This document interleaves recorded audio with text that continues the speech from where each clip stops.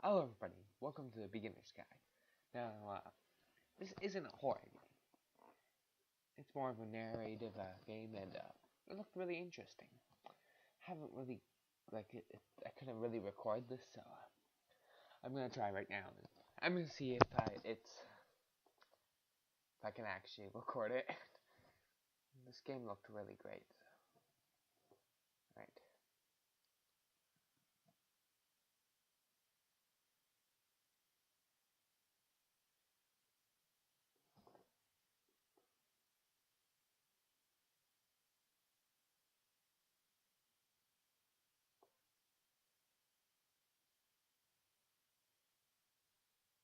Probably won't talk a lot in this video.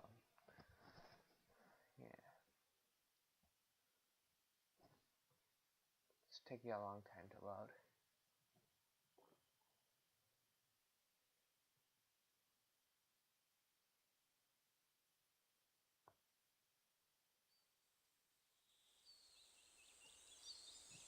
Right, I'm gonna begin the chapter selector. Let's just begin the game, that seems good to me.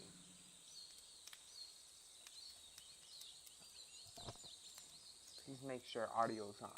Well, I'm pretty sure I did that. Controls, WASD, and use the mouse to click. Shouldn't be too hard.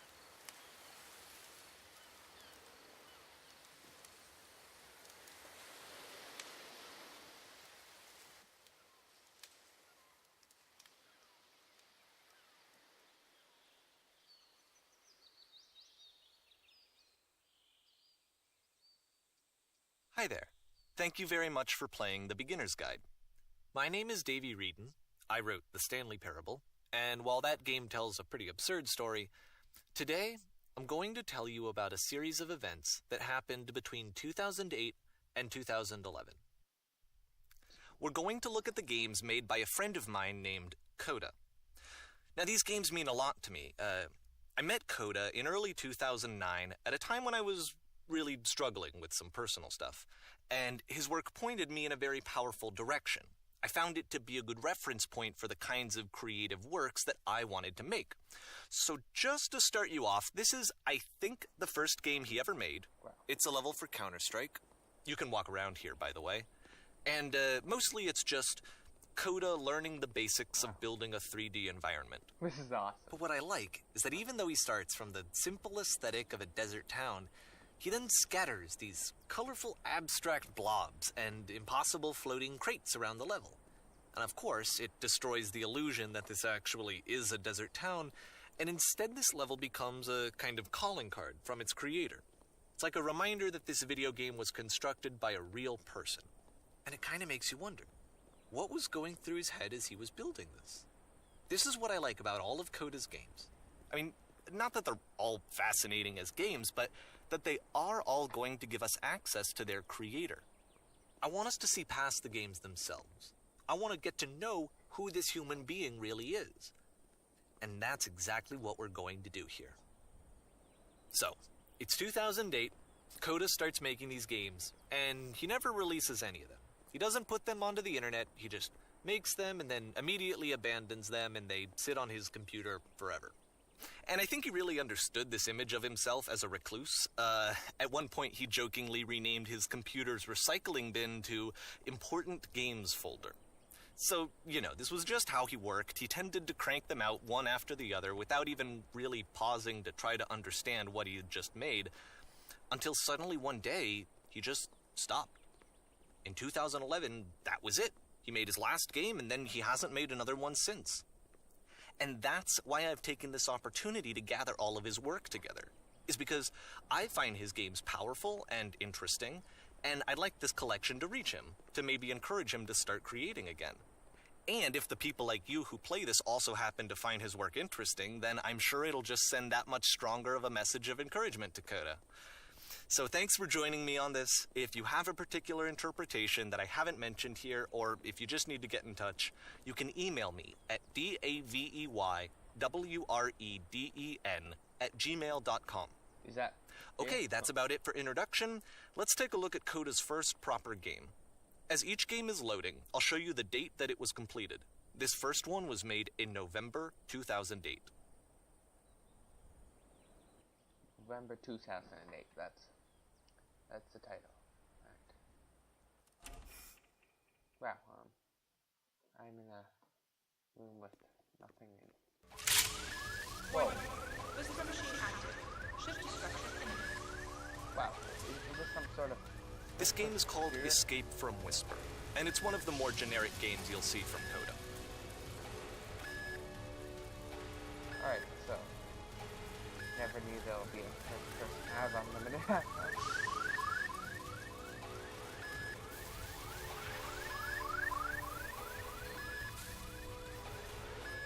Security call breached. Hostile alien life form inbound. It kinda looks like this game was abandoned mid-development. For instance, you have this gun, which you'd think would indicate that there are supposed to be monsters or enemies somewhere, but then clearly there are no enemies anywhere. You can't even reload the gun when you run out of bullets. But ultimately we don't really know. Maybe Coda thought that actually it was complete the way that it is. And I think that we should talk about his games for what they are, rather than for what they're not. Enemy force neutralized. Begin shift evacuation. I ran for it. It's just wasting... I love how you can see the bottom of the universe from this room. Whoa. That's pretty cool.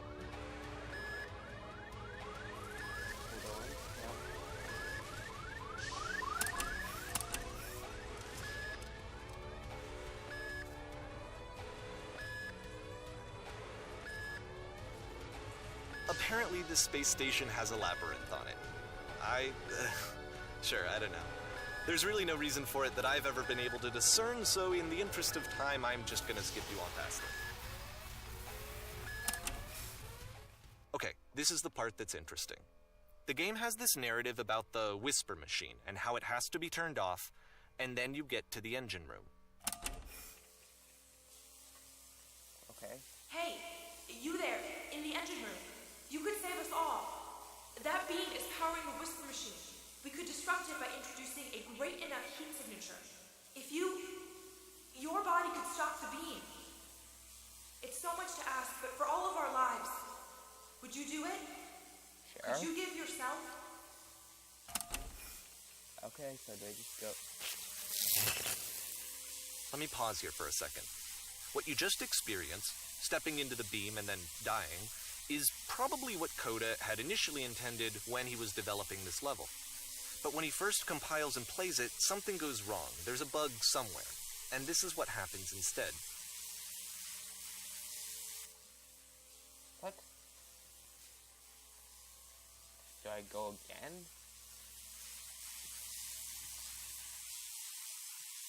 Okay. Whoa! Whoa! Whoa.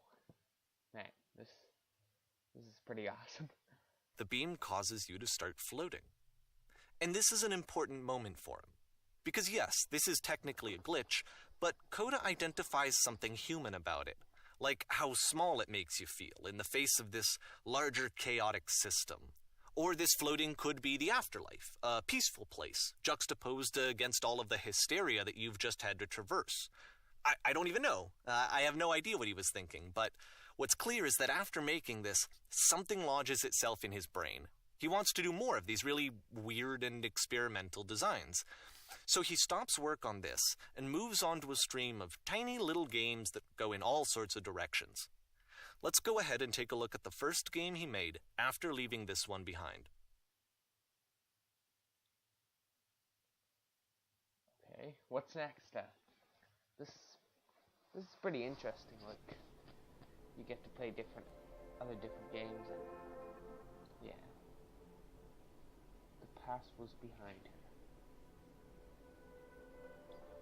Can't seem to move. Right. Yep, in this game you can only walk backwards.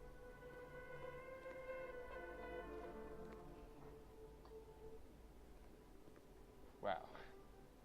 That makes it incredibly hard, but...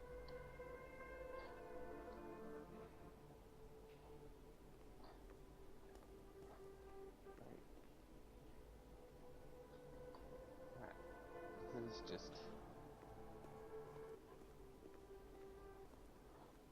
So it's a short and relatively minimalist experiment combining motion and narrative. It is less advanced than the previous game, but actually it seems to be more focused, more complete. Coda's trying to give it a unique voice rather than simply basing it on a pre-existing trope.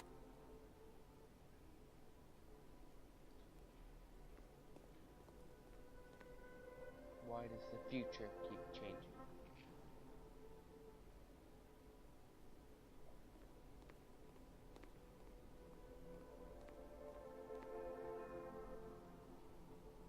When she stops and looks, it becomes clear. Right. But if the future's always behind her, how will she find the strength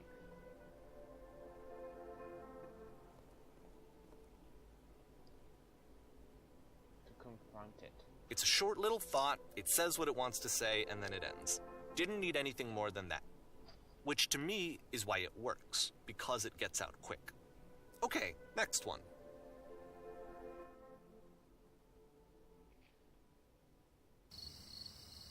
Slender? No. It looks like Slender to me.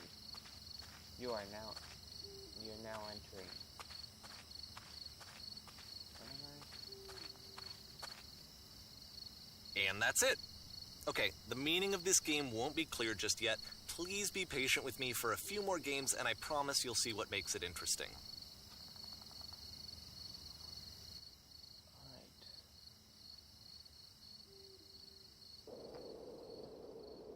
Alright. Oftentimes, Coda would put bizarre titles like this one at the start of his games. Whoa, wait.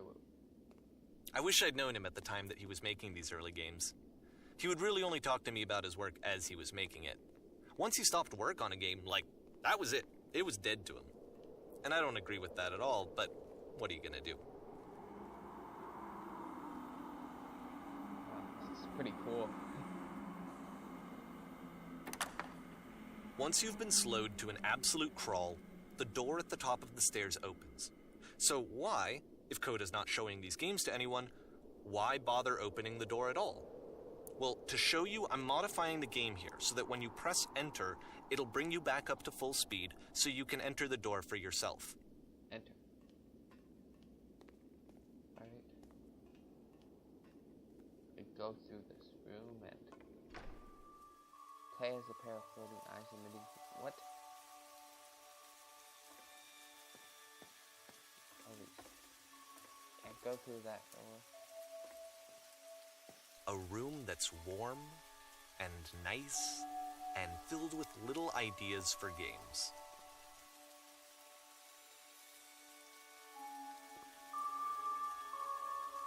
Coda would often tell me that he didn't mind if people thought of him as cold or distant. He said that he knew that he was actually a vibrant and compassionate person, but that it takes time to really see that. It can be a very slow climb to get there.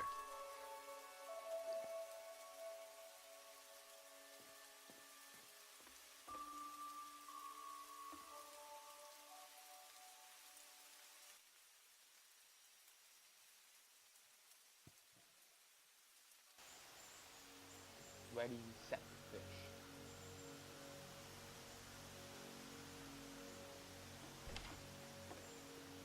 Okay, what's this?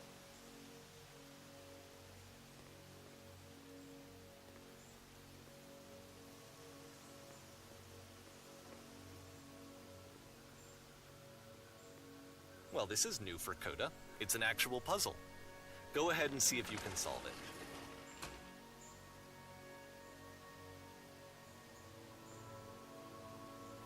Puzzle game? Really bad at those.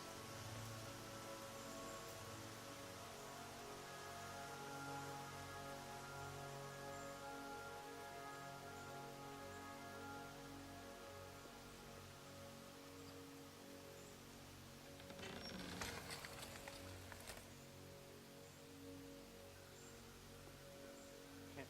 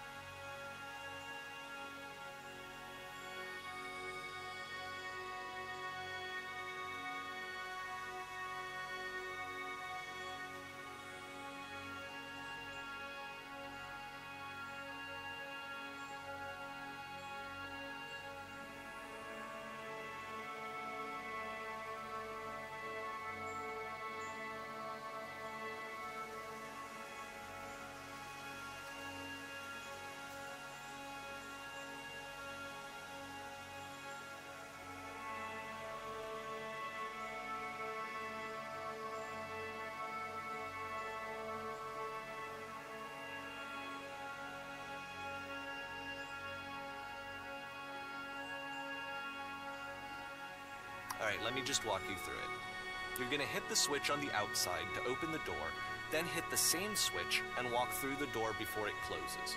You'll see a second switch on the inside, which will open the second door. Oh, okay. Don't forget that solution, because we're going to see this puzzle again soon. We're gonna see it a lot. Try to remember that.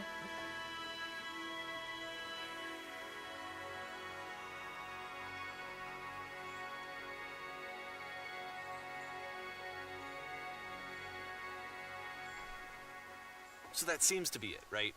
You walk down a corridor, you solve a puzzle, you get to the end. Simple enough. Alright, now I'm going to modify the game again so that when you press enter, it'll remove all of the walls from this room. Okay. Whoa, whoa, whoa, whoa.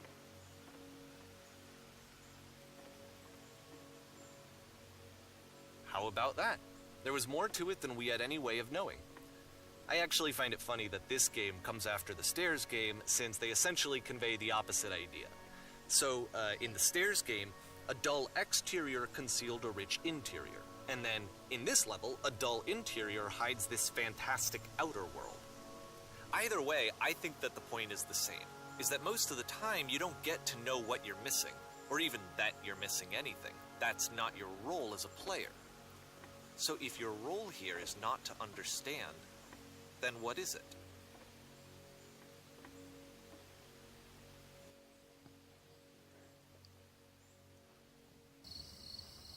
Oh, Slender again? Alright. Aha! So, this, combined with the entering game from earlier, tells us that Coda believes his games are connected somehow. It could even be that the Stairs game and the puzzle game are literally connected in between this and the entering game.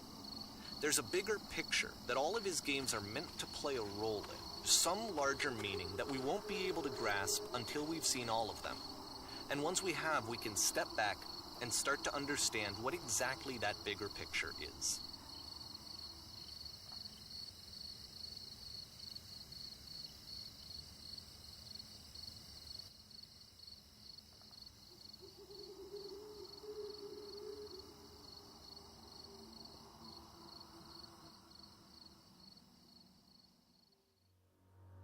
Great and lovely descent.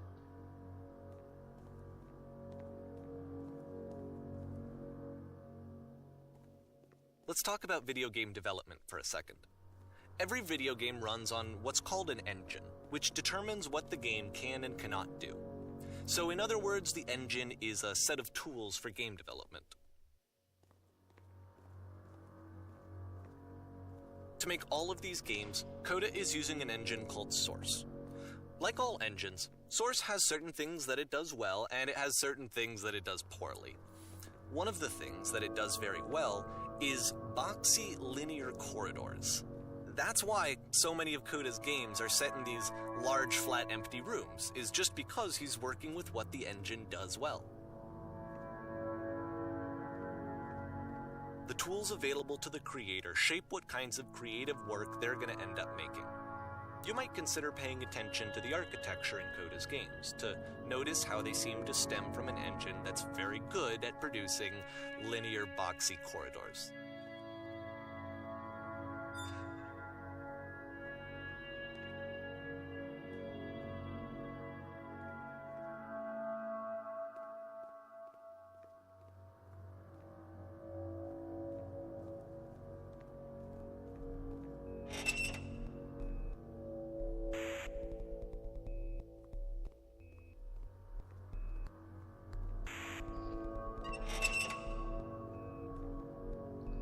Game's like a lot different than I imagined. Imagining just like a narration. Then there's actually gameplay.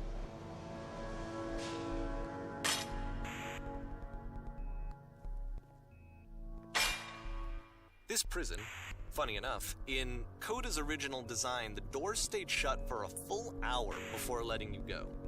If you don't mind, I think we're gonna skip that. This is something that he and I used to argue about a lot. You know, whether a game ought to actually be playable, whether it means anything if no one can get through it. And I would always defend that, you know, all this work goes into the game, why not make it playable and accessible? And so we just got into heated arguments over it, and there was one time that after one of these conversations, he went home, and a day or two later, he sent me a zip file entitled Playable Games that was full of hundreds of individual games, each of which was just an empty box that you walked around in and nothing else. Believe me, I played every single one of those just to find out if there was like a gag hidden somewhere. There wasn't.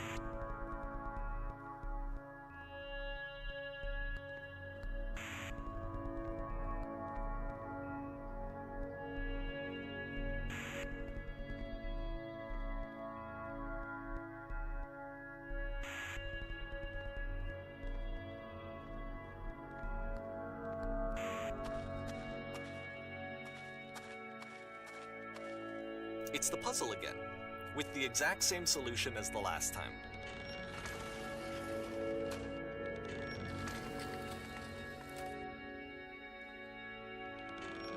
There's still no clear indication of what makes this puzzle so special that Coda is going to return to it over and over.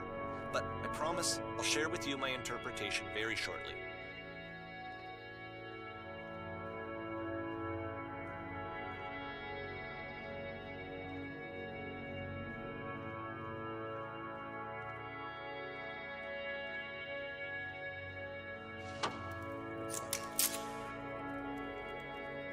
Here, Coda begins using a kind of dialogue system that he fashioned out of the engine's chat capabilities. Use the 1, 2, 3 buttons on your keyboard to respond.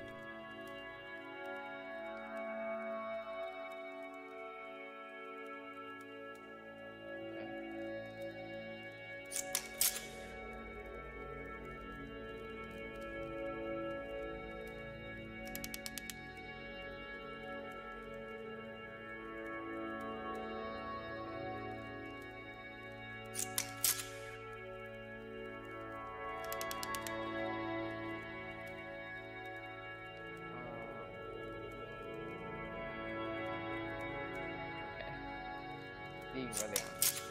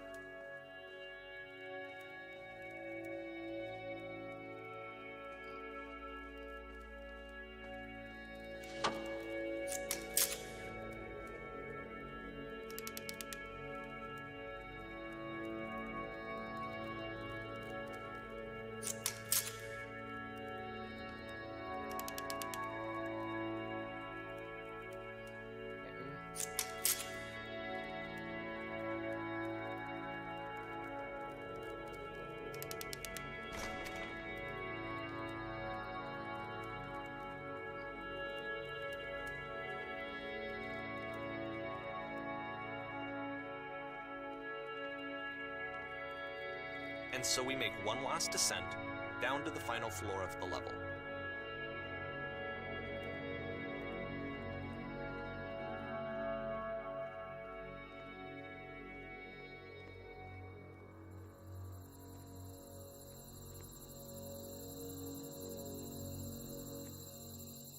It's a lamppost. Okay, I can't tell you quite why, but for some reason Coda fixates on this lamppost. It's going to appear at the end of every single one of his games from here on out. I'll tell you what I think. I think that up to this point, he's been making really strange and abstract games with no clear purpose, and maybe you can only float around in that headspace for so long. Because now he wants something to hold on to. He wants a reference point. He wants the work to be leading to something. He wants a destination, which is what this lamppost is. It's a destination. We're going to see it in the work as well. His games are just going to become a lot more cohesive, a lot more fully developed, with more of a clear idea behind them. And as we go, that idea will get clearer and clearer and clearer. Hey, where do I...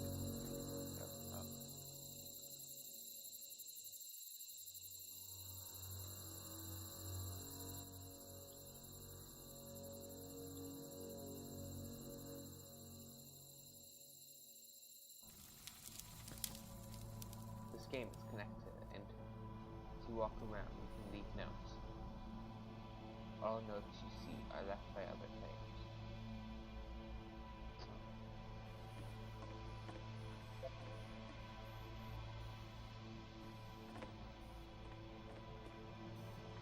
So first off, I'm sure you can deduce this, but this game is not connected to the internet.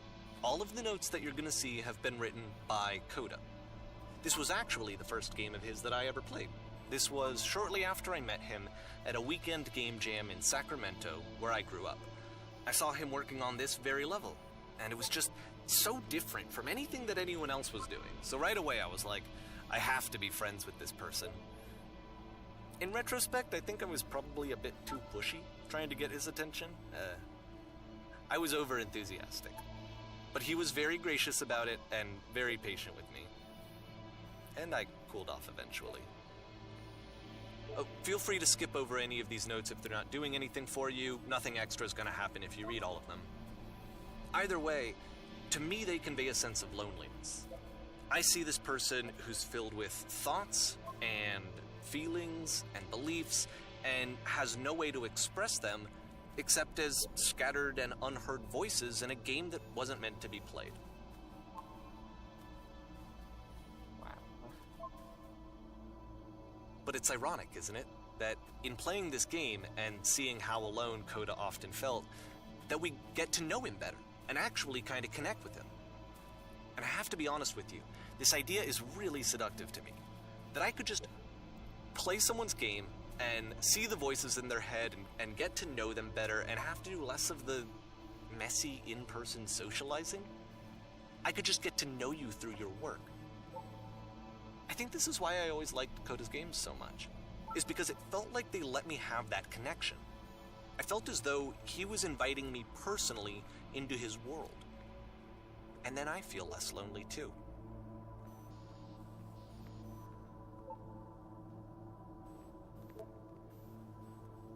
Wow. It's really interesting.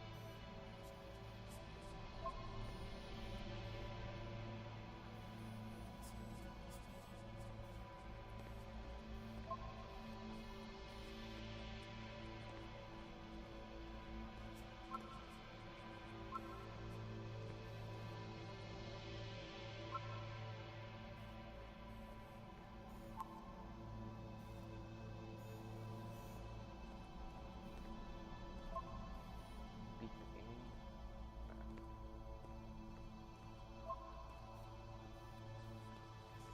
At the end of this level, we're going to see the puzzle again. And here, I'll tell you what I think the puzzle means. Each of these games represents an idea that was on Coda's mind at the time that he was making it. And the puzzle is a way of closing the door on a previous chapter of his life before moving on to the next one. In each of his games, after exploring a theme that, he might find difficult, Coda can then place this puzzle that he knows has a reliable solution, he understands exactly how it works, and so it gives him a simple mechanism for moving on.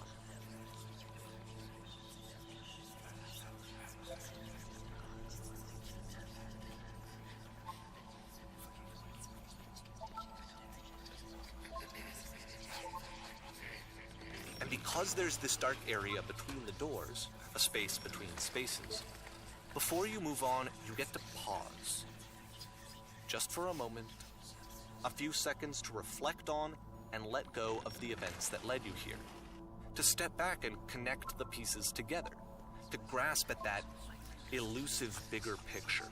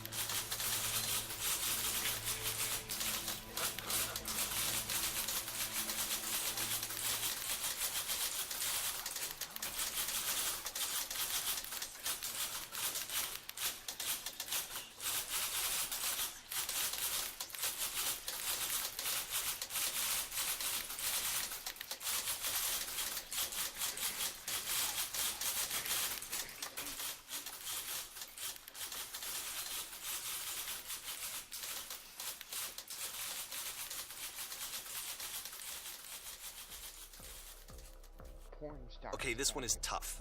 It's gonna kinda just spin its own wheels for a few minutes. Hang with it.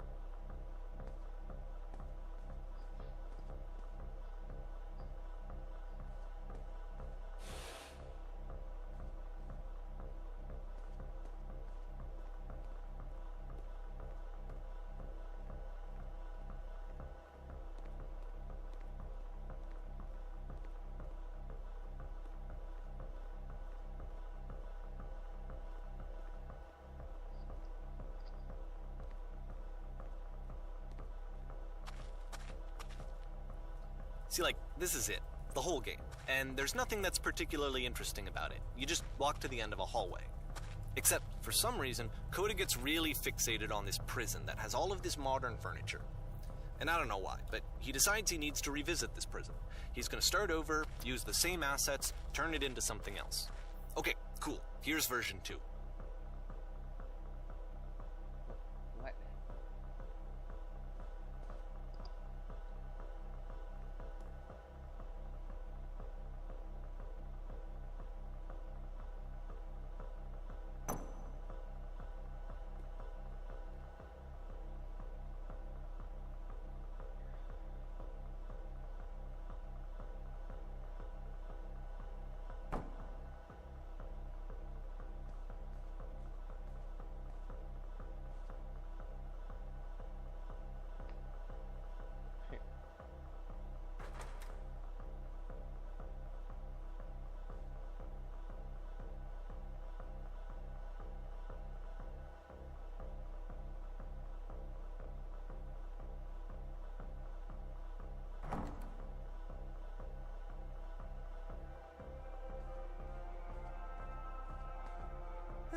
There's a bit more to this one, but still it's not really communicating anything. It's kind of just weird for weirdness' sake.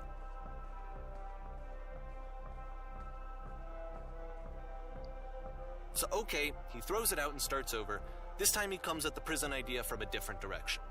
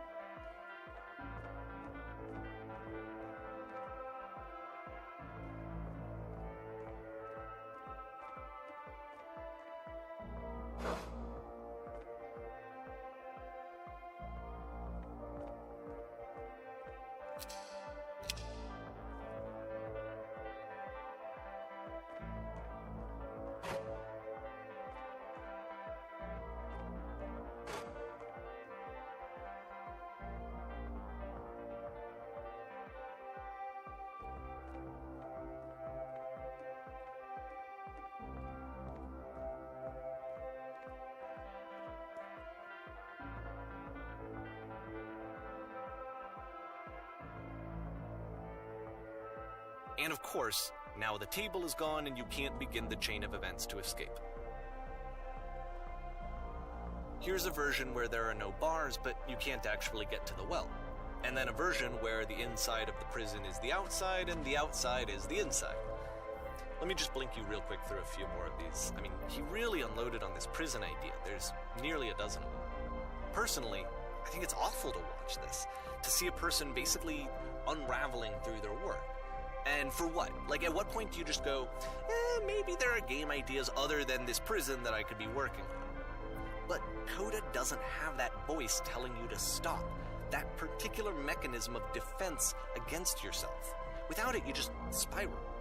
And so he keeps going and going and going and going and going, and then he hits on something. And he likes it. And that's it. He's done. He stops making prisons. This is the very last version of the prison game that he created. And the reason I think it works is that the prison is not actually in it. Okay. Well, I'm in some neighborhood.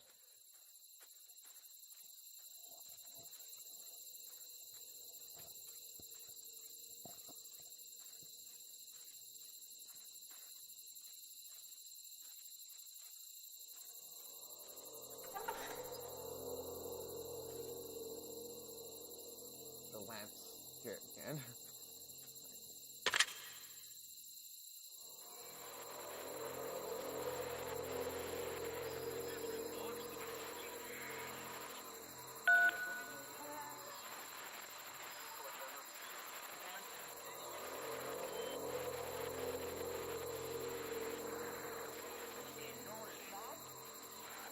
It's a conversation. And so this is what Coda wants, is to be able to talk to someone, to share what's on his mind, and to get some good advice from someone who knows. But the irony is that even in this scenario, you're still talking to yourself. You know, all of these games so far are Coda talking to himself.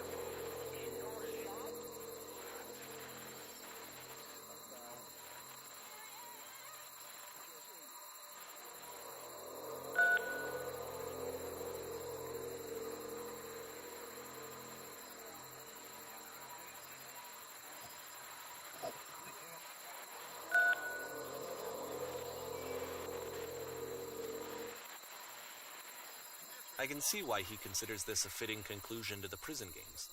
After all of the obsession and frustration, just to be told by someone you can trust that things are going to be okay. Wouldn't that be nice?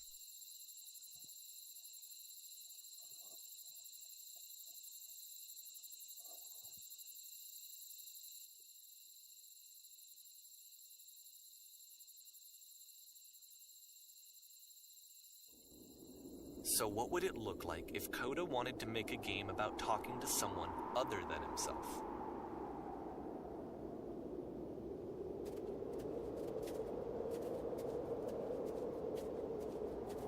To me, this environment is meant to represent Coda's puzzle, with the two doors on either side and a dark transitional space between.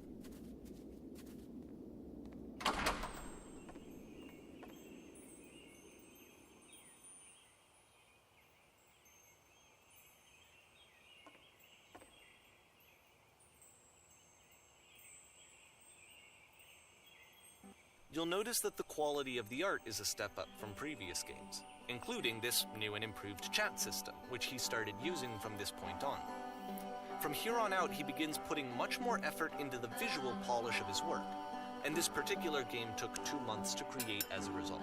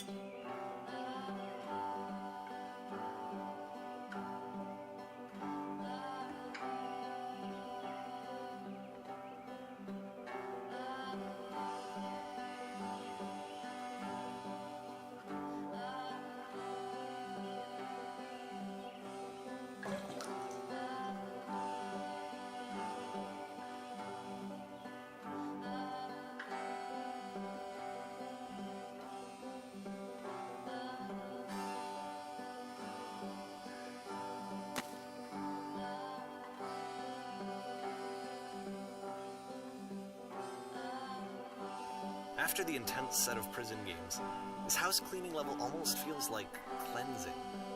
It's the moment after a particularly difficult or traumatic experience where you just need to let it sit and digest inside of you, and eventually cohere into something meaningful.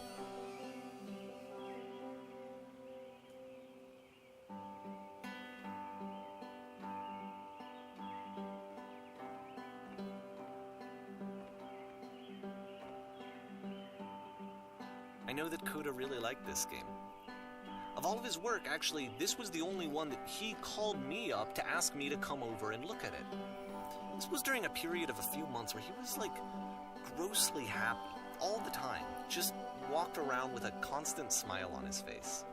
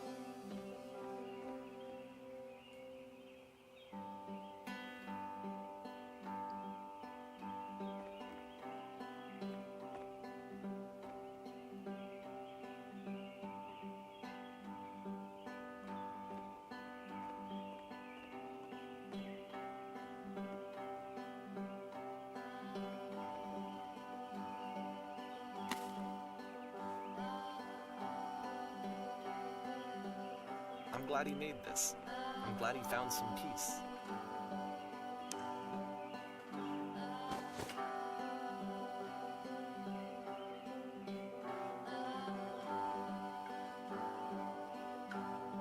But, of course, it can't last. The music stops, your companion is gone, it's time to leave. The door at the top of the hill is now open as well.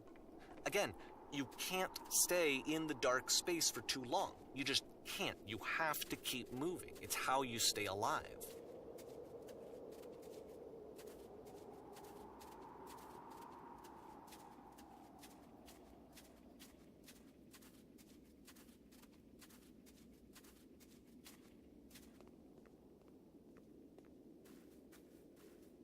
Which is the whole point of the puzzle doors, right?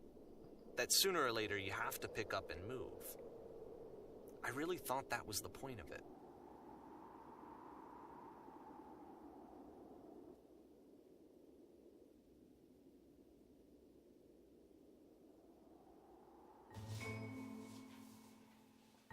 This one gets a bit goofy.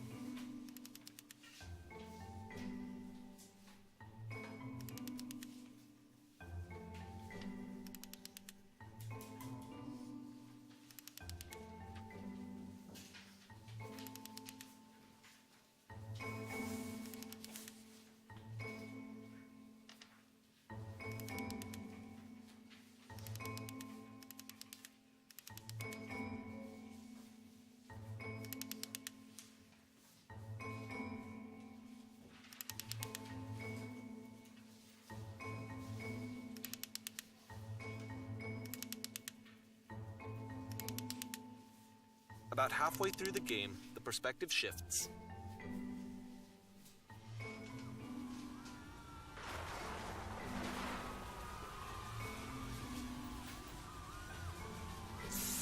And you play as the teacher. And suddenly, you discover that your teacher is just as bigoted and afraid as you are. Oh, and also you can move around the classroom now.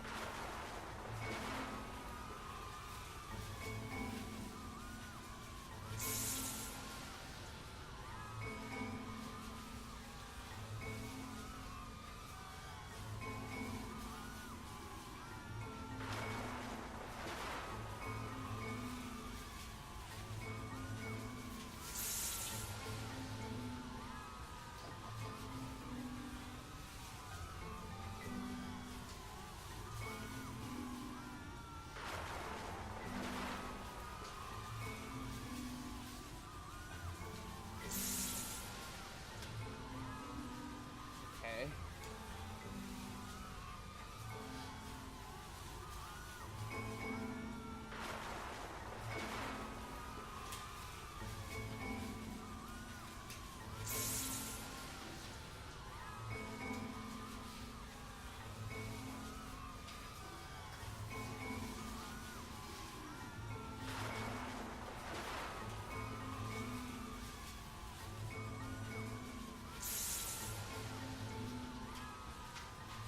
I fell pretty hard for this one. I feel like it's one of the most relatable experiences that you can have. To assume that some other person is perfect and totally fulfilled in every way, and completely miss all of the little flaws that make them painfully human. I think about this game a lot these days.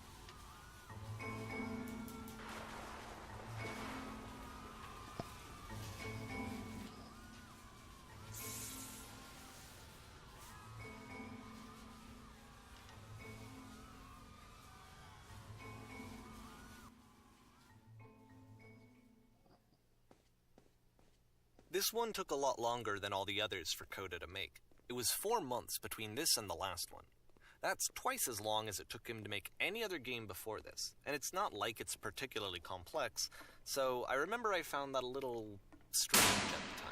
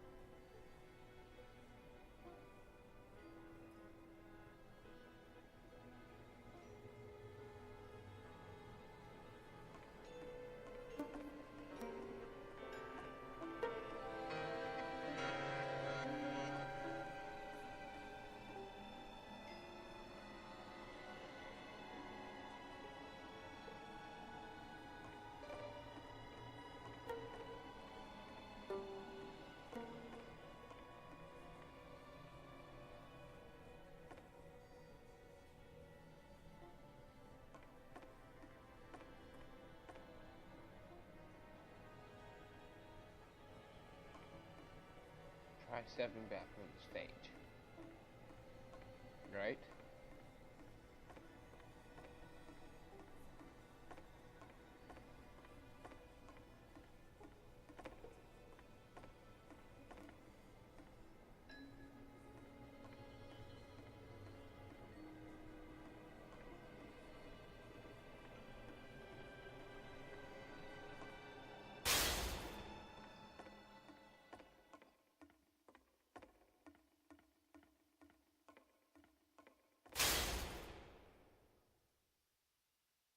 The game ends with this eerie premonition of what's going to happen next in Coda's life.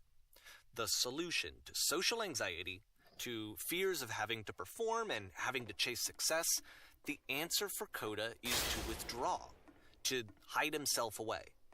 Which is what leads to scenarios like the stairs that slowed you down several games ago, where it just becomes harder and harder to access Coda's inner landscape because he keeps retreating. He just keeps backing away from possible connections to anyone other than himself. And to be honest, I didn't consider it very healthy when I first played this game. You know, it looked to me like he was trying to justify the idea of just disconnecting yourself from the world. And that wasn't what I wanted for him or for his games. Because I feel like a lot of his games are inviting me to connect with this person, to bring him closer.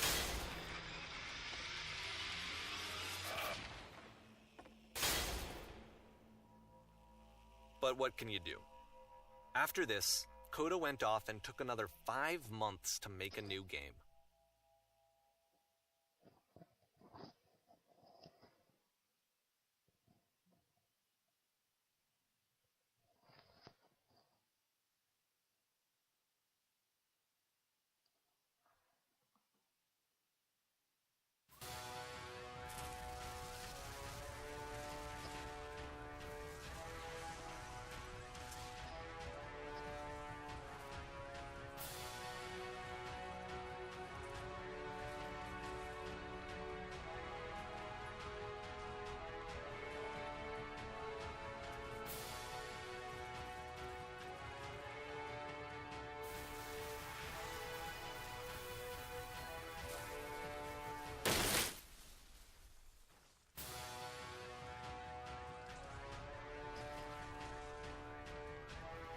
You should probably open your eyes if you haven't already. It's pretty much impossible to solve otherwise. And there is a solution, by the way.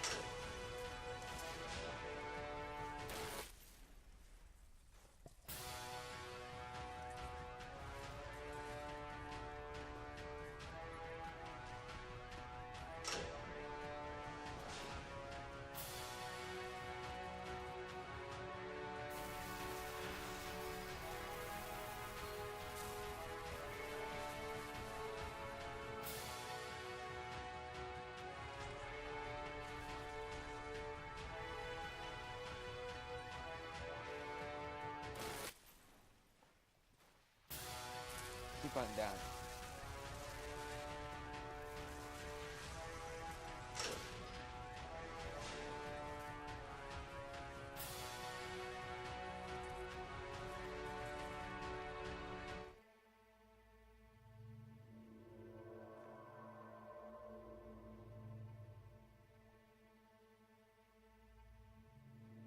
Like I said, I was getting concerned. First off, he's never been this explicit in his work about exactly what he's thinking. So where's that coming from? But then even weirder, his work has potentially stopped being an outlet for him. Not like he's having trouble iterating on ideas, but he literally just can't think of new ideas anymore.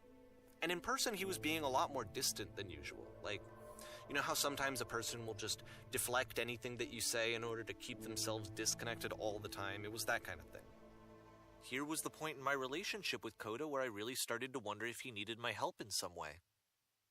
His games are going to get more desperate from here on out. After this game, it's almost 6 months before he finishes something new.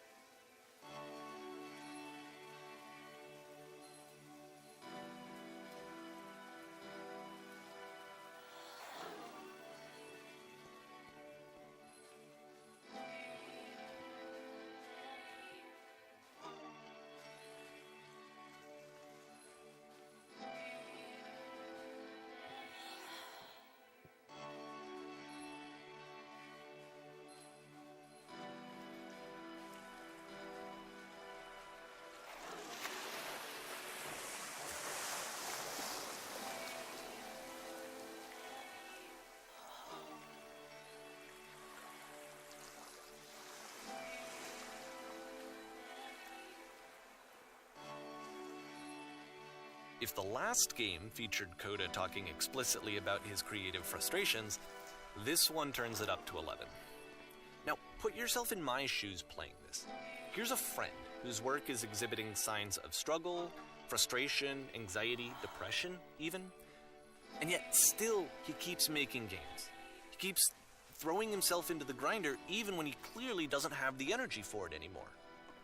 Why? What is it for? Because from my perspective at the time, and just what I knew of him, this was a result of how isolated he was. He was in his own little bubble, just sitting at his computer all day, not really showing these games to anyone, not releasing them onto the internet, and so he didn't have anyone outside of himself to connect with. He had no outlet to ground himself on.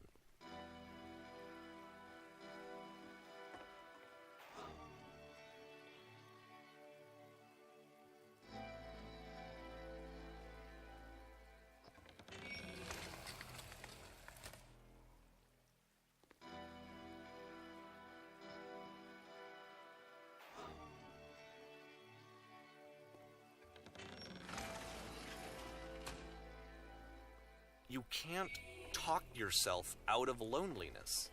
It doesn't work that way. You can't be the one writing both the questions and the answers. Then there's no movement. Then there's no circulation.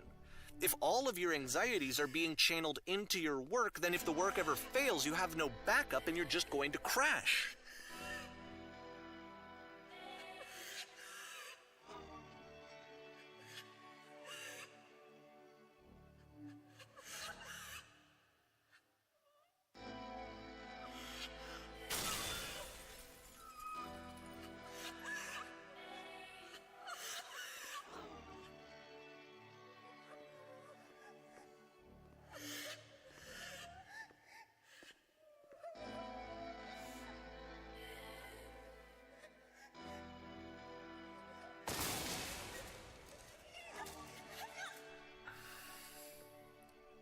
Seeing this game at the time that he made it, it looked really unhealthy to me.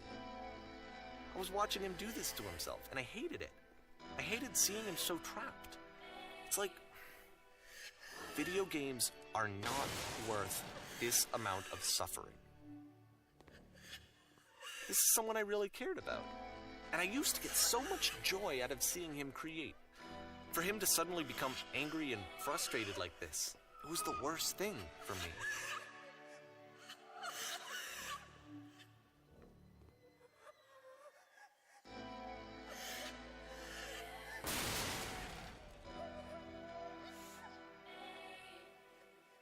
don't know. This is what I felt at the time.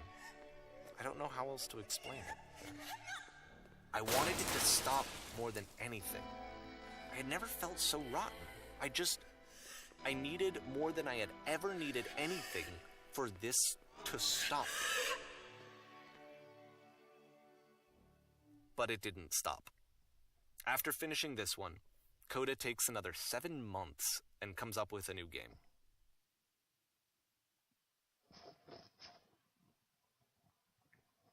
This game's pretty long, but I'm really enjoying it. It's really great.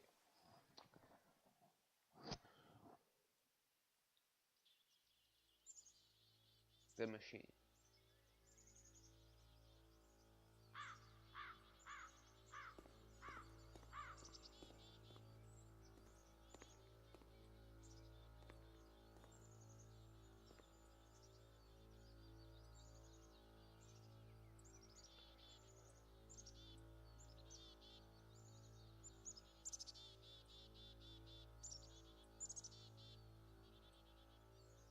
Calls itself Coda?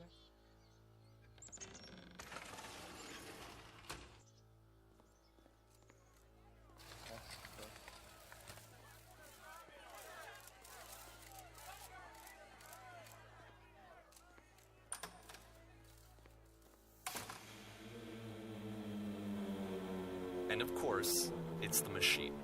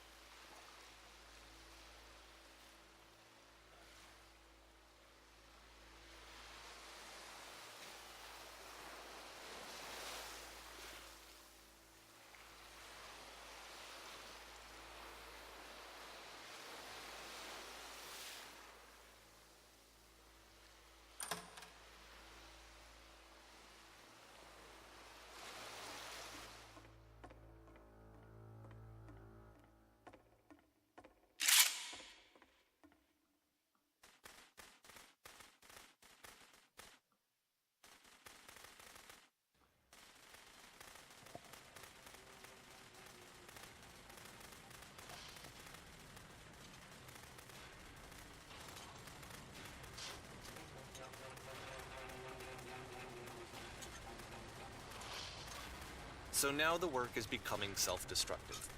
And I'll tell you, at the time that I first played this game, shortly after he made it, here's what I'm thinking to myself. I'm thinking that code is stuck in his own head, and that it's having a very negative effect on him, and that all he needs to do is just start showing his work to people, to get some actual feedback on his games. It might get him out of isolation.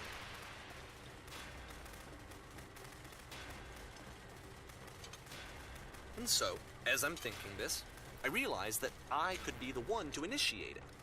Because it would never occur to Coda to start actively soliciting feedback, so what if I did it for him?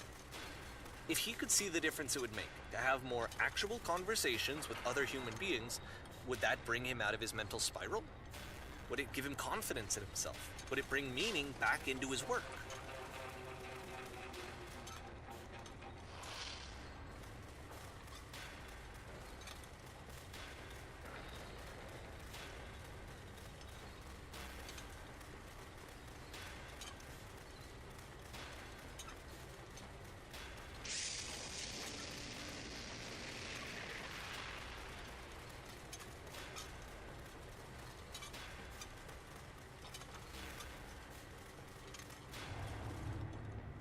So I started showing Coda's work to people.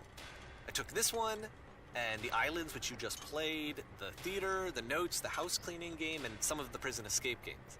I brought them to people that I knew and trusted. I asked their opinions. And the great part is that they really loved his games. You know, the point of it all was just to give him some external reference point, but they genuinely loved his work. There was nothing for him to be afraid of.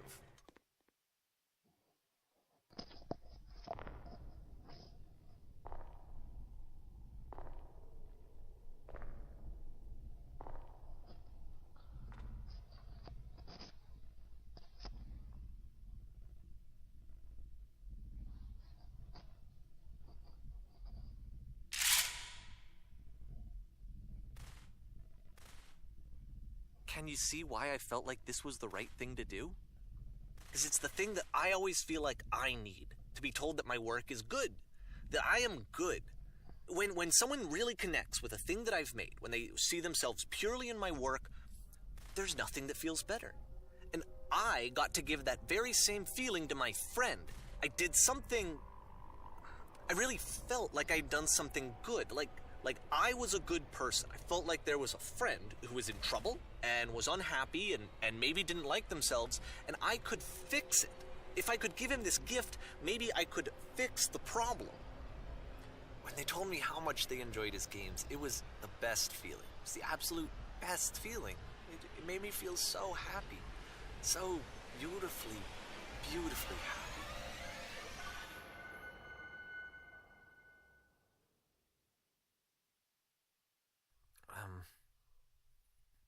So anyway, Coda finishes this game, and then really he just kind of takes off for a while. So this is June of 2011, and I didn't hear anything from him for several weeks, I guess. And so out of nowhere, one day I get an email, and it's got a private link to a new game of Coda's.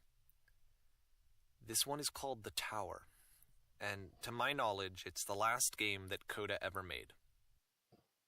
So let's take a look.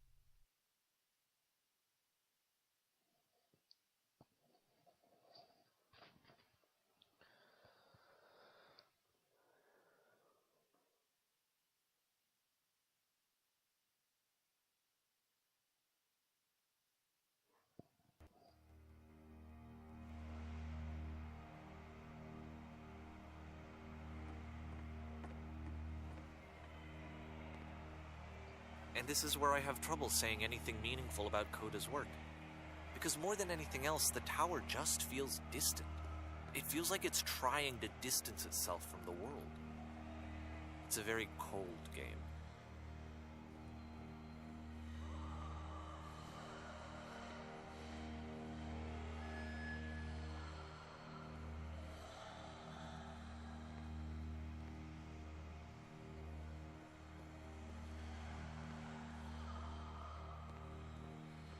This room actually has a maze in it.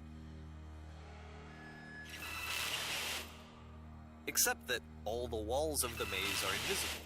And then every time you touch one of the walls, there's this awful flashing and noise, so the experience is really miserable. The game goes beyond not being meant to be played, it actually seems to despise the player for trying to play it at all. But I do want to show you the rest of the level, so when you're ready to continue, press enter and I'll put a bridge over the maze.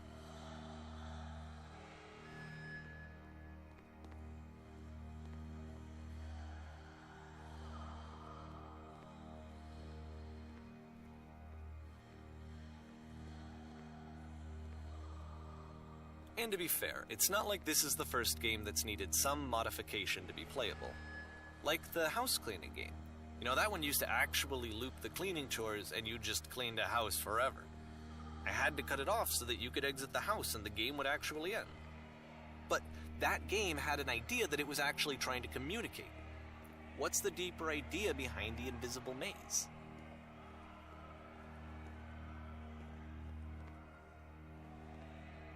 The only way past this challenge is to randomly guess the 6-digit code. Like the invisible maze, it's frustrating to me, because it's the opposite of everything else that Coda has made. It doesn't encourage thought or engagement. It doesn't ask anything of me, except a lot of my time.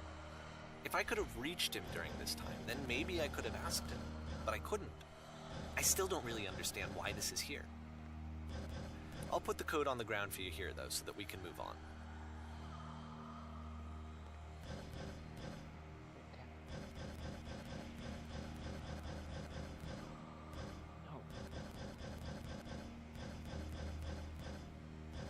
No. No.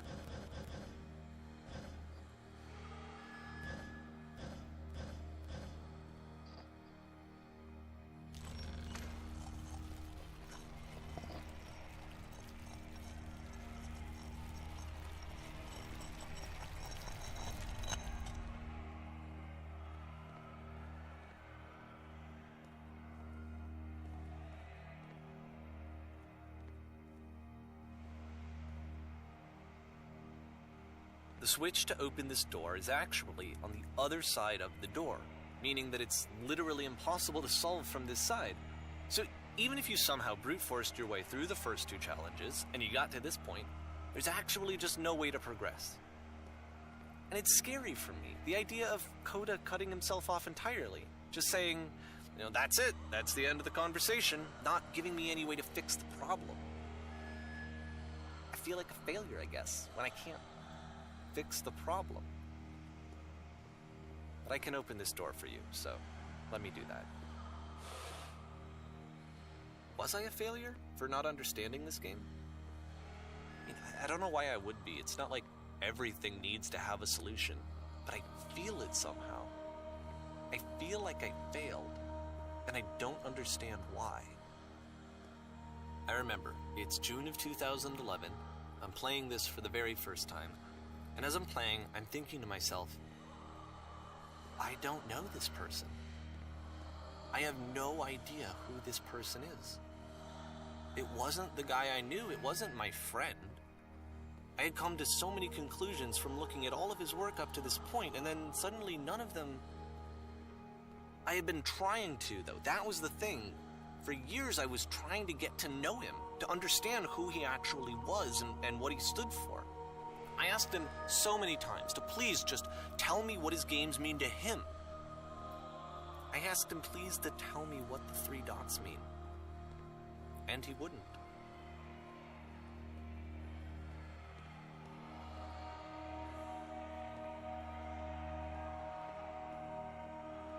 I just felt so strongly that if I could have connected with him, that if I could have somehow made his work my own, that I would finally be once and for all happy.